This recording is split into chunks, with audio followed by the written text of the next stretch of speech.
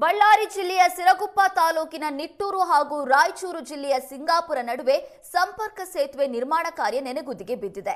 ಸೇತುವೆ ನಿರ್ಮಾಣಕ್ಕೆ ಭೂಮಿ ಪೂಜೆ ಮಾಡಿ ವರ್ಷಗಳೇ ಕಳೆದ್ರೂ ಬ್ರಿಡ್ಜ್ ಮಾತ್ರ ನಿರ್ಮಾಣ ಆಗ್ತಾ ಇಲ್ಲ. ಹೀಗಾಗಿ ನಿತ್ಯ ಎರಡು ಜಿಲ್ಲೆಗಳ ಮಧ್ಯೆ ಸಂಚರಿಸುವ ಜನರು ಸೂಕ್ತ ಸಾರಿಗೆ ವ್ಯವಸ್ಥೆ ಇಲ್ಲದೆ ಪರದಾಡ್ತಿದ್ದಾರೆ. ಇನ್ನು ಯಾಂತ್ರಿಕ ದೋಣಿ ಎಂದೇ ಸಂಪರ್ಕ ಸೇತುವೆಯಾಗಿದ್ದು ಜೀವ ಕೈಯಲ್ಲಿ ಹಿಡಿದು ಹೋಗುವ ಸ್ಥಿತಿ ನಿರ್ಮಾಣ ಆಗಿದೆ.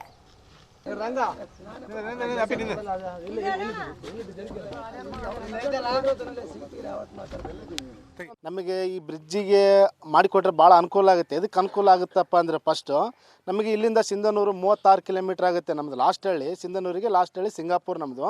ಇಲ್ಲಿ ನಿಟ್ಟೂರು ಇದು ಸಿರುಗುಂಪ ಬಂದು ಒಂದು 12 ಕಿಲೋಮೀಟ್ರ್ ಆಗುತ್ತೆ ನಮಗೆ. ಬಳ್ಳಾರಿ ಬಂದು ಒಂದು 45 ಕಿಲೋಮೀಟ್ರ್ ಆಗುತ್ತೆ. ರಾಯಚೂರು ಬಂದು 120 ಕಿಲೋಮೀಟ್ರ್ ಆಗುತ್ತೆ. ಹಾಸ್ಪಿಟ್ಲಿಗೆ ಹೋಗ್ಬೇಕಾದ್ರೆ ನಮಗೆ ಸಿಂಧನೂರು ಓದಿ ಬಂದರೆ ಏನೋ ಎಮರ್ಜೆನ್ಸಿ ಇತ್ತಂದರೆ ರಾಯಚೂರು ಬೆರೀತಾರೆ ಅವರು ಹಿಂಸಿಗೆ. ನಮಗೆ ಬಳ್ಳಾರಿ ಓದಿ ಬಂದರೆ ಒಂದು 45 ಕಿಲೋಮೀಟ್ರಲ್ಲಿ ಹೋಗುತ್ತೆ. ಇಲ್ಲಿಂದ ಏನಾದರೂ ಮನೆಗೆ ಹೋಗೋದು ಬರೋದಾದರೆ ಭಾಳ ತೊಂದರೆ ಆಗ್ಬಿಟ್ಟಿದೆ.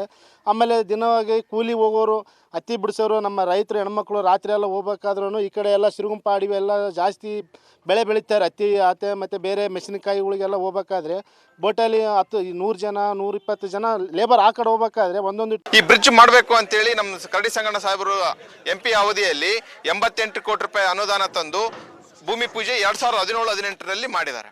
ಆದರೆ ಇದಕ್ಕೆ ಕಾಮಗಾರಿ ಇನ್ನೂ ಅದಕ್ಕೆ ಆಗಿಲ್ಲ. ಈ ಬ್ರಿಡ್ಜ್ಲಿಂದ ನಮಗೆ ಭಾಳ ಅನುಕೂಲಗಳಾಗ್ತವೆ. ಯಾಕೆ ಆಗ್ತವೆ, ಏನಾಗ್ತವೆ ಅಂತ ಹೇಳಿದ್ರೆ, ನಮ್ಮದು ಸುಮಾರು 10-16 ಸಾವಿರ ಎಕರೆ ನೀರಾವರಿ ಪ್ರದೇಶ, ಭತ್ತ ಬೆಳಿತೀವಿ ನಾವು.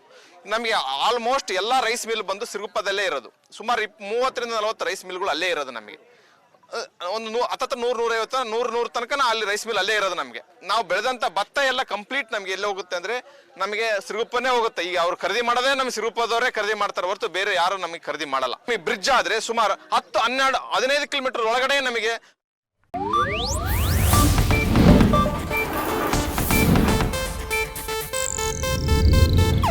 ಇದು ಏಷ್ಯಾನೆಟ್ ನ್ಯೂಸ್ ನೆಟ್ವರ್ಕ್ ಪ್ರಸ್ತುತಿ.